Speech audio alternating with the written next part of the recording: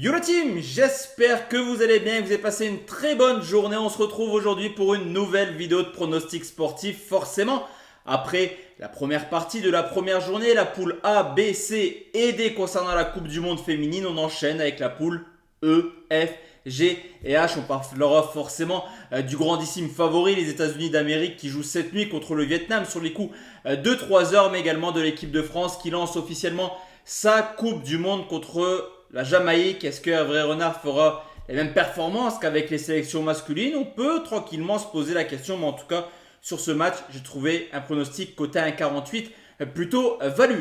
Si toi aussi tu aimes les paris sportifs, installe-toi confortablement dans ta voiture, dans ton canapé ou alors sur ta chaise de bureau.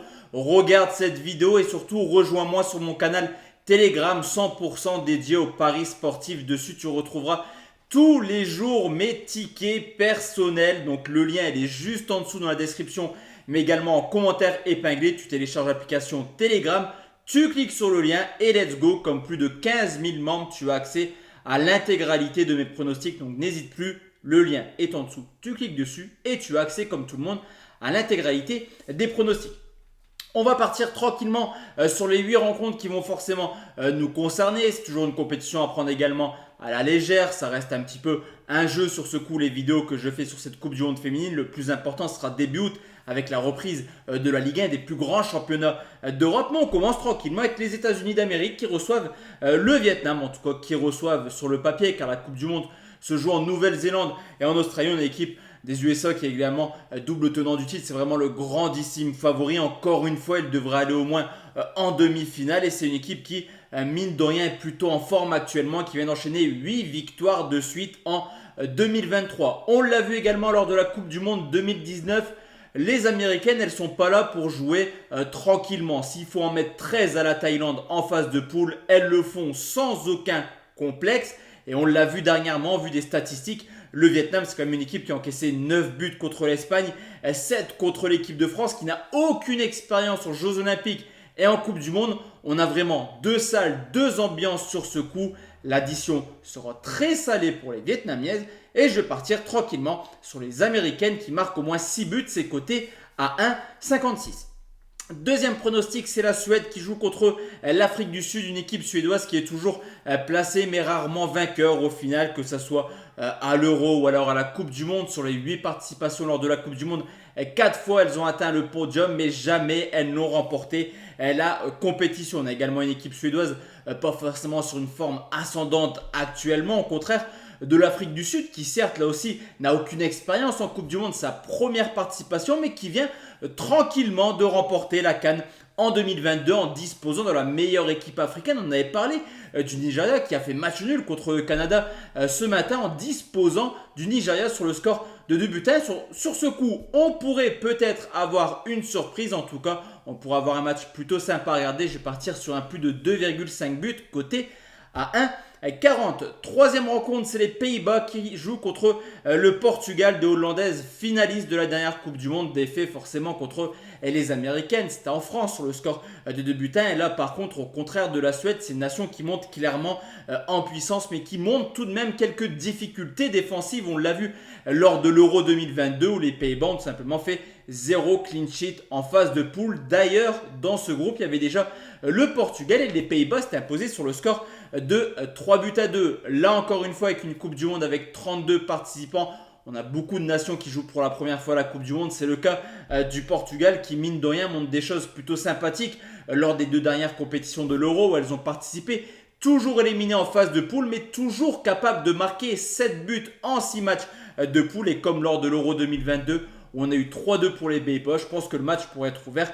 Donc on va prendre les 2 marques à 1,75.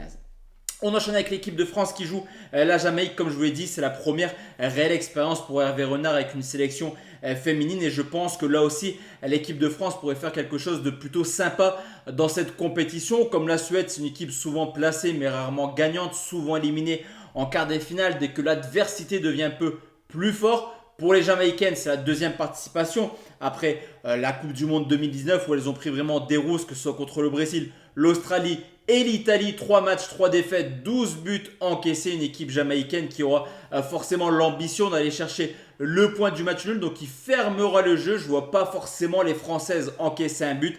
Et la Jamaïque ne marque pas ses côtés à 1,48. On enchaîne avec l'Italie qui joue l'Argentine, quart de finaliste de la dernière Coupe du Monde. Les Italiens ont été plutôt décevantes lors du dernier Euro avec une humiliation contre l'équipe de France sur le score de 4 buts à 1 qui a seulement remporté 4 de ses 10 dernières rencontres, toutes compétitions confondues, au contraire de l'Argentine qui certes n'a pas eu un calendrier de folie, ils n'ont pas joué des adversaires de renom, mais qui est plutôt en forme actuellement et qui lors de la Coupe du Monde 2019 à la surprise générale avait tout de même tenu tête à des nations comme l'Angleterre ou alors un match nul contre le Japon.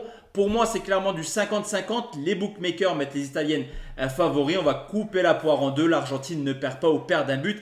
C'est coté à 1,50. On enchaîne avec l'Allemagne qui reçoit le Maroc. Alors à moindre mesure, là aussi, ça va être un match plutôt déséquilibré. Une équipe d'Allemagne qui est plutôt expérimentée, quart de finaliste au minimum dans toutes les participations à la Coupe du Monde, mais qui commence petit à petit également à être sur le déclin. On l'a vu, c'était plutôt humiliant cette défaite contre la Zambie en match amical, même si ce n'était pas l'équipe type. Une courte victoire contre le Vietnam sur le score de 2 buts à 1, mais ils ont l'avantage de jouer une équipe marocaine qui là également n'a aucune expérience et qui hors Afrique a du mal contre les nations européennes. On les a vus perdre contre la Roumanie, la République tchèque ou alors la Jamaïque dernièrement. Sur ce coup, les cotes sont très basses forcément, donc je vais partir sur une buteuse. Alexandra Popp, auteur de 14 buts en 17 matchs cette année, déjà 60 buts en sélection. Le but de la joueuse allemande, c'est coté à 1,53. Il reste maintenant 2 rencontres. On va parler du Brésil qui joue le Panama, la meilleure équipe d'Amérique du Sud. Ce n'est plus ni moins que le Brésil qui, comme d'habitude, a remporté la Copa América, la 8e victoire dans cette compétition en 9 participations, mais qui a du mal également à passer le cap, souvent éliminé en 8e de finale de la Coupe du Monde. Mais on le sait, le Panama, ce n'est pas forcément l'équipe la plus expérimentée, la meilleure équipe du monde. Donc c'est également une équipe qui va prendre une petite valise prochainement, c'est demain ou après-demain, je ne sais plus. Mais en tout cas, c'est une équipe qui en a pris 5 contre le Japon, 7 contre l'Espagne. Et un petit peu comme Espagne-Costa Rica ce matin où j'étais parti sur un plus d'1,5 but à la mi-temps.